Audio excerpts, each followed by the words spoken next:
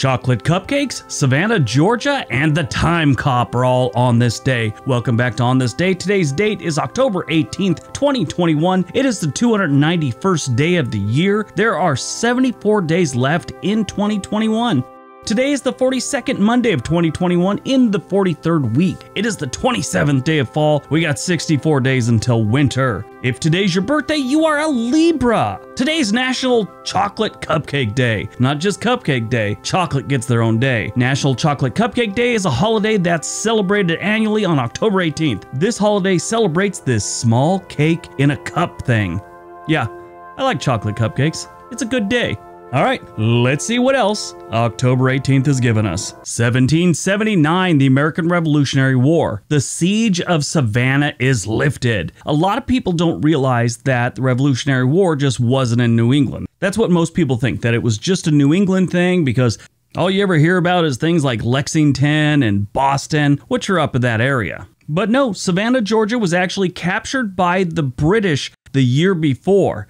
The siege started when American and French forces showed up at the doorstep of Savannah and asked the British to vacate their city. The British weren't doing it. The siege started on September 16th and ended on October 18th. 1898, the United States takes possession of Puerto Rico from Spain. I brought this up on my other channel where I do things about locations, and a lot of people think that Puerto Ricans aren't U.S. citizens. And when I say a lot of people, I'm talking about a lot of Americans don't think they really are. I had one guy just railing about how Puerto Ricans just want to move to the United States and so they can get citizenship. The comment section lit up with people going, they're already citizens. 1944, World War II. The Soviet Union begins the liberation of Czechoslovakia from Nazi Germany. This occupation by Nazi Germany was one of the more brutal occupations during World War II. They estimate somewhere between 36,000 and 55,000 Czechoslovakians died in death camps,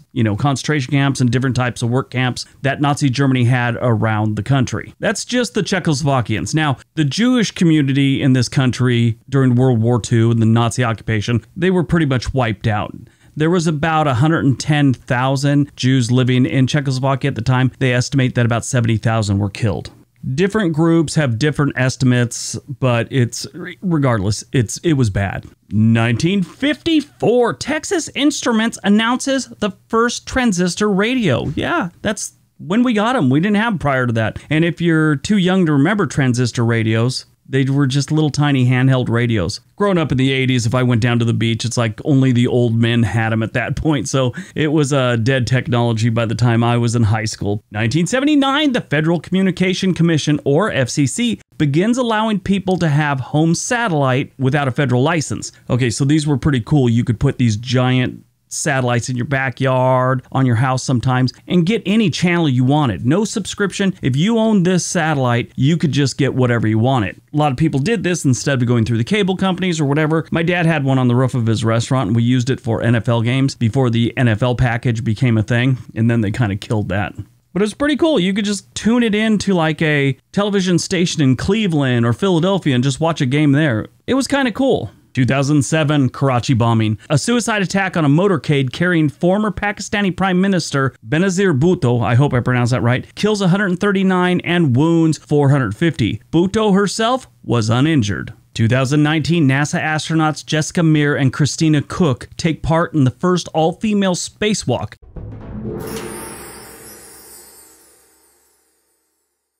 This is pretty impressive, even though it seems like that's kind of late in the game. 2019, I mean, they've had plenty of women go up there as shuttle commanders or whatever. I'm sure there's plenty of opportunity to let two females do a spacewalk together. They finally did, 2019. Bravo, NASA. But these two women did complete the first all-female spacewalk in history. They had to replace a vital but malfunctioning power source on the International Space Station. This historic event was broadcast live around the world, drawing attention to U.S. scientific capabilities. Christina Cook is an astronaut, obviously, but she's also has a degree in electrical engineering and apparently another one in physics. She's from Grand Rapids, Michigan. Jessica Meir also is a astronaut. She's from Caribou, Maine, of all places. I watched an interview with her, and she's wanted to go to space so long. She remembers as a little girl, everyone used to call her Space Girl.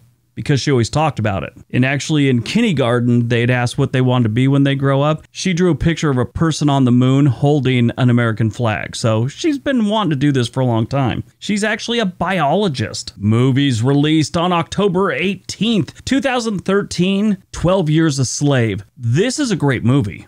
This movie is based on the memoir of a slave in 1853 named Solomon Northrop. So in 1841, this man was living as a free man in upstate New York, and he had traveled to Washington, D.C. While he was there, he was kidnapped and taken down to Louisiana, where he worked on a plantation for 12 years. Born on October 18th, 1960, Jean-Claude Van Damme, or Van Damme, whatever you want to call him. He started off as a bodybuilder and turned into an action movie star. His movies included Kickboxer, Cyborg, Bloodsport, which was phenomenal, Universal Soldier, Sudden Death, The Expendables, and Time Cop.